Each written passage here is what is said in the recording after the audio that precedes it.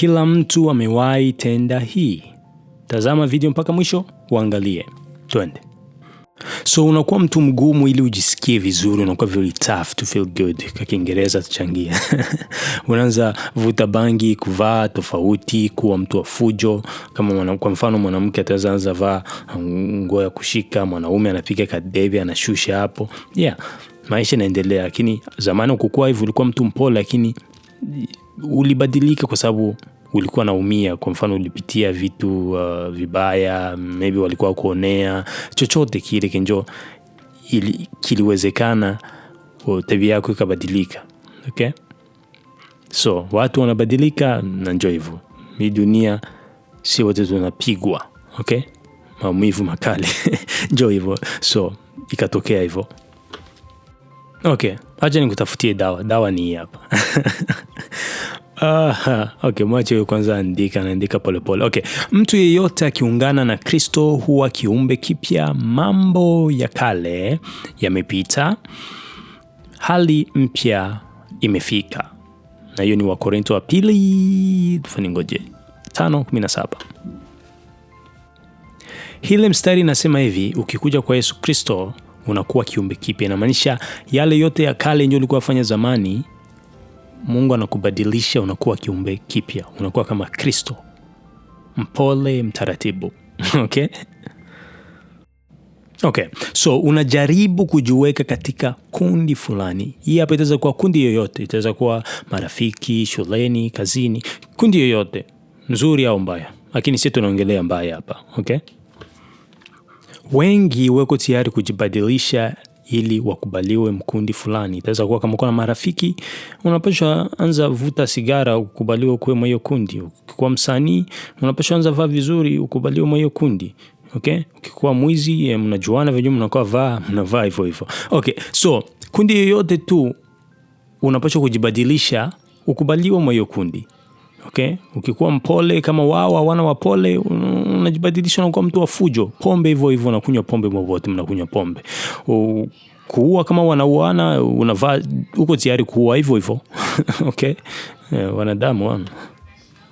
Okay, tuangalie jibu. Inasema hivi, mtu yeyote anayesema kwamba ngoje kidogo, ameungana na Mungu, okay? Anapashwa kuishi kama alivyoishi nani? Yesu Kristo. Okay? Yohana wa kwanza 2:6. So, inasema hivi, tunapashwa ishi kama Kristo. Tunapashwa ishi kama Kristo. Tusiishi kama watu wa kundi hiyo, watu wa kuvuta sigara na wengine. Okay. So, tujilinganishe na maisha ya Yesu Kristo, tuishi kama Yesu. So, wengine watajaribu sana kufanya mema hili wakubaliwe. Na wakikubaliwa wanajisikia vizuri. Okay? Hiyo itaweza kuwa unasaidia majirani, maskini, wazee, ukikuwa na mgonjwa unamsaidia, unamshika, asianguke, chochote tu. Okay? Na hiyo ni vizuri, lakini wengine wanafanya kunjia mbaya, tamaa mbaya, hata kunjia zao tu wajisikie vizuri. Okay, fani ngoje wa kuandika andika. Vumilia. Okay, tusome. Lakini wewe unapomsaidia maskini, fanya hivyo kwamba hata mwandani wako asijue ufanyalo. Mathayo 6:3. So hii mstari natuambia hivi, tunapaswa fanya vitu kwa moyo mzuri. Sio eti unawaambia kila mtu mimi naenda saidia huyu hivi na hivi na hivi. Okay. Unatafuta sifa tu, lakini sifa zinapaswa enda kwa nani? Kwa Mungu. Fanya kwa siri na Mungu atakubariki kwa njia nzuri.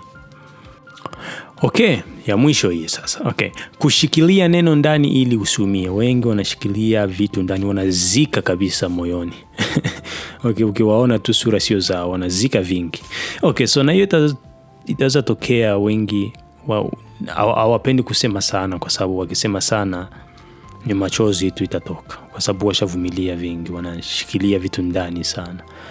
So wengi wanafanya hivyo, lakini wale wa kusema sema wanatoa vyote. Okay. Okay, jibu ni sasa.